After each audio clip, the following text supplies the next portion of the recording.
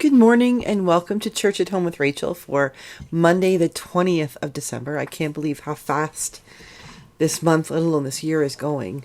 We're in the throes of the Advent 4 and preparing for Christmas Eve and Christmas Day and all of the celebrations that come with it. And sometimes we just need to sort of step back and take a break in the middle of all the hustle and bustle. So last night, Rob and I went to the theater, the Alma Theater here in Wainwright, and we had the 52-seat theater all to ourselves to watch Ghostbusters, the new movie. Now, we went to see it about a month and a half ago, or when it first came out, and we really enjoyed it. We just thought we'd go back and see it again because I think tonight was the last night before it leaves town. And it got me thinking, because I really enjoyed it. I'm not really a Ghostbusters kind of person, but Rob is, and it was such a throwback to the younger days, long before I met Rob, the original Ghostbusters movies, and Dan Aykroyd and Bill Murray and the guy who played Egon and Spengler and all that stuff. It's just, Harold something, I can't remember his last name. But, back in those days with the 80s hair, all those things when I was a young teenage girl and watching all those things. So the Ghostbusters empire sort of brings me back to my childhood. And then being able to share that with my husband was fantastic. But what I found interesting was really got me thinking about first take, second take. So the first time we went to see the movie, I really enjoyed it. It was a good movie, and the young woman who plays Phoebe, a 12-year-old, the main character, is absolutely phenomenal, and her buddy podcast is incredible too. I think that they should both be nominated for her for Best Actress and him for Best Supporting Actor. I think they're just absolutely incredible kids, great actors. And I enjoyed the first movie. It was good. It had lots of stuff, throwback stuff from the first movies and from the 80s, and then it had incredible new stuff. And I really enjoyed it.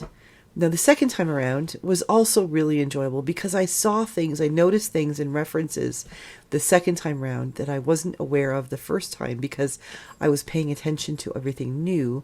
And this time when I was able to go watch it again, I was able to see things that were, I've already knew sort of what was coming. So I was able to just sort of pay attention to other things, little hidden things, clues that were there that I hadn't noticed before, little jokes that were so subtle that I missed them the first time around, but second time around they were good. And it got me thinking about how important it is as Christians that we not consider scripture and Bible study and learning about a religion, learning about Christianity, learning about all religions, learning about even the church and what we do in church, and thinking that once we've learned it once, we graduate from that, we move on, we don't need to do it again.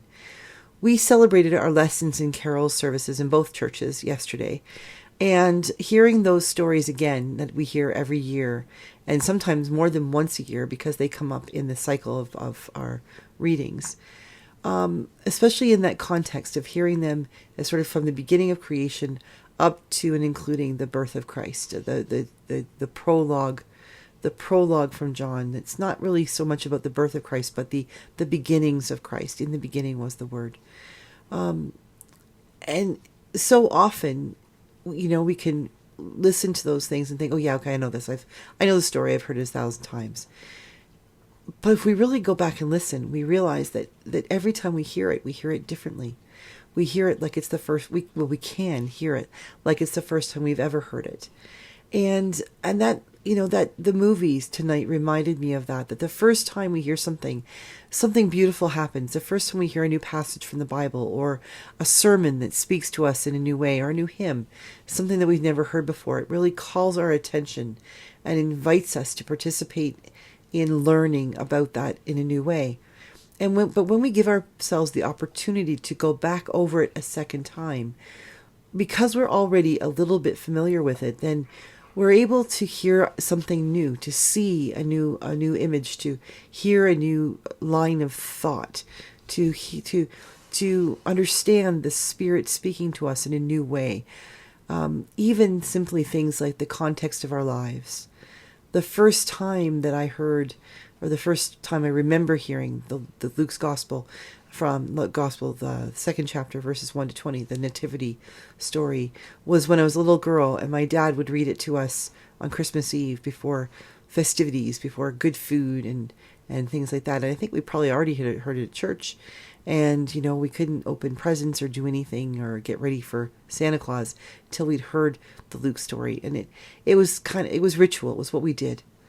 As I got older, the story took on new meaning. And every year, it seems, or even in cycles of my life, in eras in my life, reading that story takes on something new. The role of Joseph, the role of the stable, the role of Mary as she pondered these words in her heart. The shepherds, the angels, the wise men, all of those things. They take on new meaning from a different context, though, because of where I am in my life. When I was a young woman hoping to someday be married and have children of my own, listening to the story about Mary giving birth to the Christ child, it meant something that was very different to me. When later in life I realized that I would never have children of my own, but I became a stepmom, and those hopes and dreams. And again, later in life, when I realized that my stepsons had a mom and didn't need another one. So what did that mean to me? What did listening to Mary's story tell me as a woman from that perspective? Every time we allow ourselves to go back and see, or to listen, or to experience something we've already done, if we go back with an open heart and an open mind and a willingness to say to God, okay, here I am, speak to me. What would you say differently to me this time? What is it you need me to hear at this time in my life? Or what is it you need me to learn that I might share it with others at this time in their lives? When that happens, we are given the gift of the opportunity of being enveloped by a whole new story, a whole new experience. And sometimes I think we take for granted that we've already been there and done that. And you know what? I think there's something to be said for going back and redoing the old thing. For instance, some people have, read the Bible from cover to cover. I have a couple of times, and it's a powerful thing to do. It can be repetitive and it can be boring from time to time. And it can be, it's a push sometimes to, holiday time and things like that, to do it every day. But it's powerful. But the most interesting thing is that when we go back and do it again, those things that maybe we didn't appreciate before are the very things that we appreciate now. Simply because God is speaking to us in a different way, in a different time, in a different part of our lives. And so I invite you to take some time to think about a book that you haven't read in a while, that you've read already, or some poetry, or maybe a movie that you watched a long time ago and you could watch again in this coming time for Christmas. Take some time to just be gentle with yourself and rediscover something new. Scripture, a hymn, a Christmas carol, an old movie, a friendship, something that might remind you of, or not remind necessarily, but share with you the goodness that comes when we allow God to speak into our lives in a different way. It may not be the same old, even though you think it might be.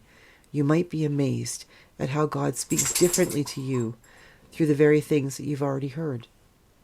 So pick something good, maybe even something that was boring before, and go back at it with a different mindset, and let God speak to you of all of the meanings that are there that you missed the first time around.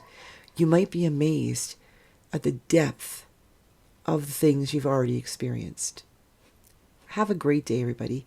God bless you. Stay warm, and just trust that God is in control, and all shall be well, and all manner of things shall be well. Have a good day. I'll see you tomorrow with Church at Home with Rachael.